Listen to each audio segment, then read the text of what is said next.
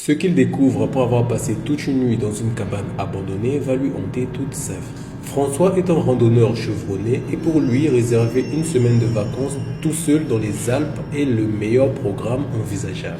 Au milieu de cette semaine de l'été 2018, François a prévu une grosse journée de marche. Lorsqu'il commence à faire demi-tour à la moitié de son parcours, il réalise que le soleil commence à descendre doucement vers l'horizon.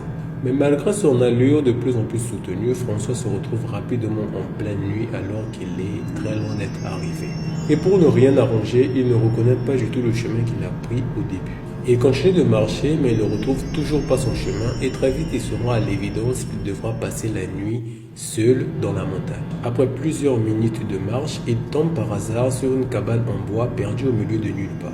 Il toque à la porte mais personne ne répond. Il décide alors de rentrer. Et il trouve au milieu de cette petite cabane carrée un lit pour une personne. François se dit qu'il peut utiliser le lit et que si le propriétaire venait à arriver en plein milieu de la nuit, il lui expliquera pourquoi est-ce qu'il a fait ça.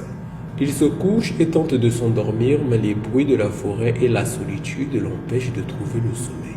Il regarde autour de lui et il constate qu'il y a plusieurs tableaux sur les murs de la cabane. Et ils représentent tous des visages assez effrayants de gens avec des sourires forcés. Tous ces visages semblent regarder avec leurs sourires glaçants.